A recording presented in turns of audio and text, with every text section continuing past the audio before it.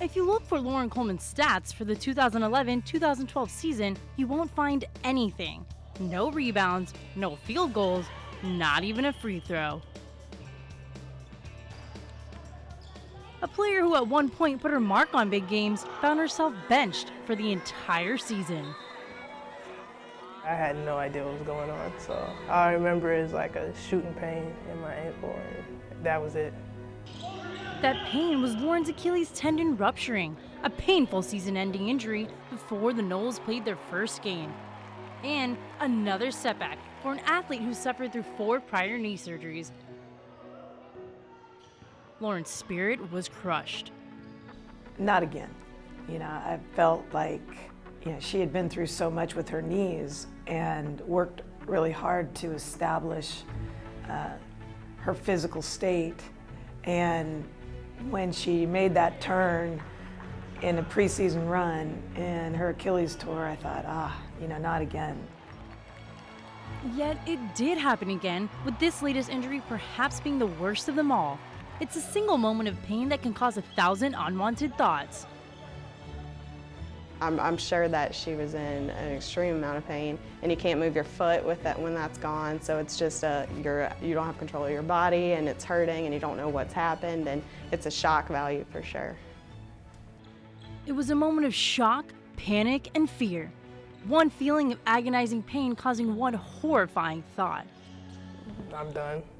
Once you get past the initial shock, you kind of recompose and figure out where to go from there.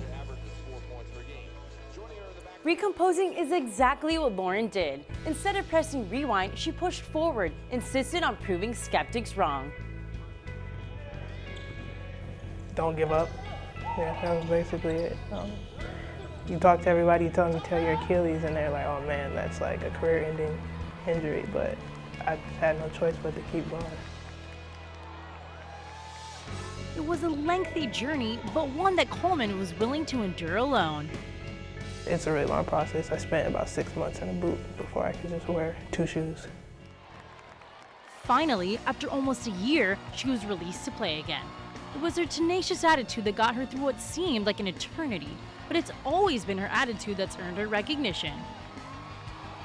She wanted to get better, she wanted to play again, and she did it. And it didn't matter that everyone was saying this is going to be hard, this is going to be long. She did it anyway.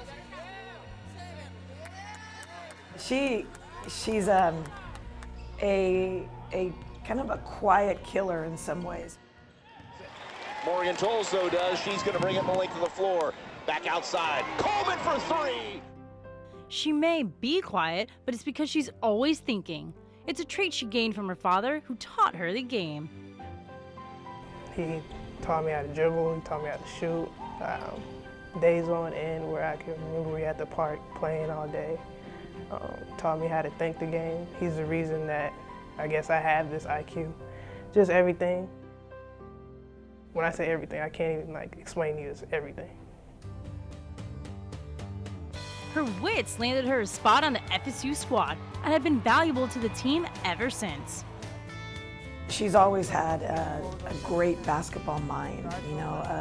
There's not a lot of players that have the gift of what we call a basketball IQ.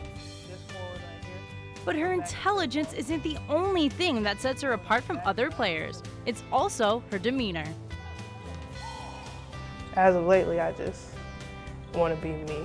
I don't really aspire to be anybody. I just want to be Lauren.